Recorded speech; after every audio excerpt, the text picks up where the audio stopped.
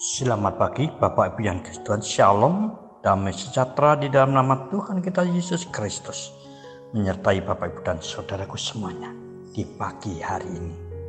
Tema renungan kita pagi hari ini adalah hanya bisa memandangmu. Terambil dari Ulangan 3 ayat 23 sampai 29. Bapak Ibu yang dikasihi Tuhan, Musa adalah pejuang sejati untuk umat Tuhan, umat Israel.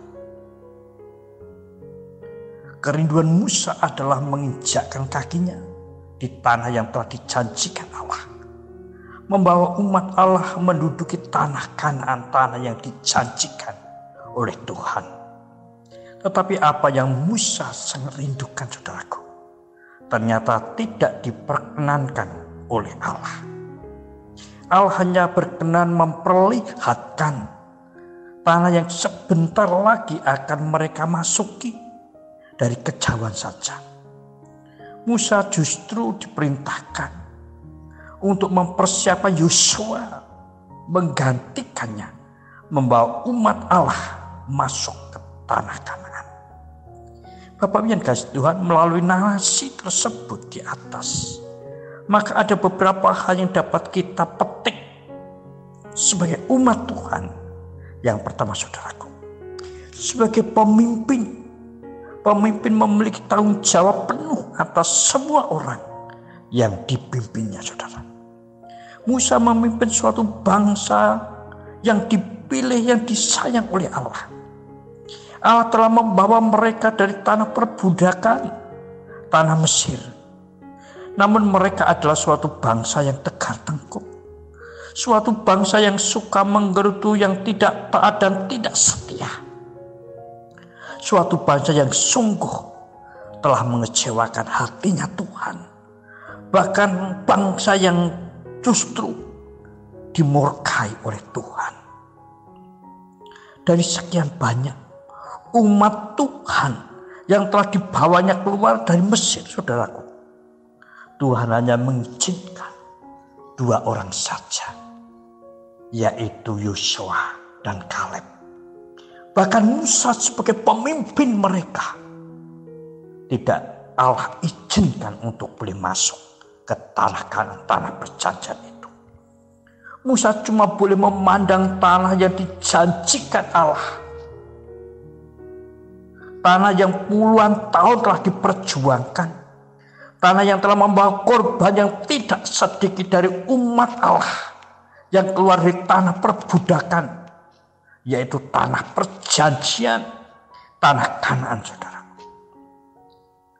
Sebagai pemimpin,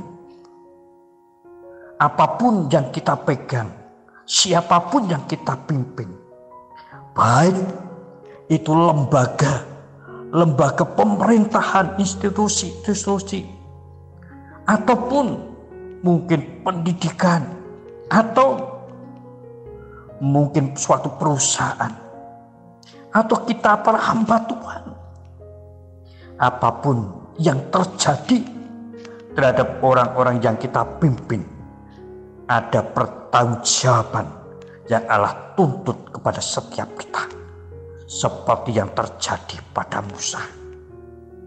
Biarlah kita tidak bernasib seperti Musa yang hanya bisa melihat dari kejauhan tanah Kanaan.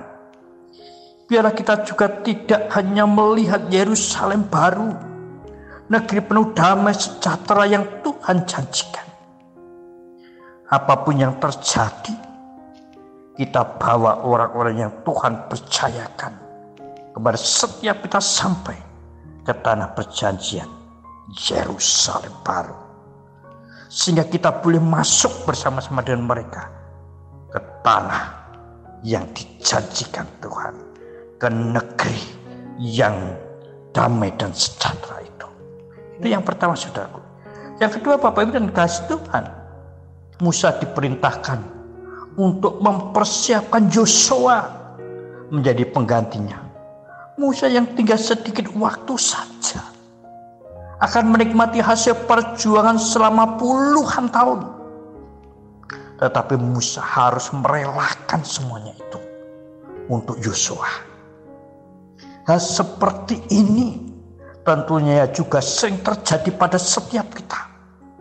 Kita yang tinggal ngunduh dari perjuangan kita, tetapi kita harus merelakan untuk diambil alih oleh penerus-penerus kita. Kita harus memiliki kebesaran hati seperti Musa. Ada yang menabur, ada yang menyirami, tetapi ada pula yang menuai. Memiliki kebesaran hati dituntut untuk setiap orang percaya. Itu yang kedua. Yang ketiga, saudaraku yang kasih Tuhan, dari atas puncak gunung Pisgah, ini Tuhan Allah mau tunjukkan kepada Musa bahwa janjinya benar adanya. Apa yang mereka telah perjuangkan bertahun-tahun bahkan puluhan tahun, itu sebentar lagi akan segera terwujud walau tanpa Musa. Hal ini mengingatkan kepada setiap kita bahwa cepat atau lambat janji-janjinya Allah akan digenapi.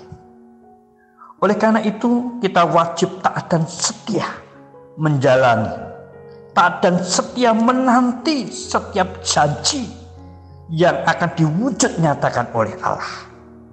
Ketika kita taat dan setia, maka kita akan menerimanya.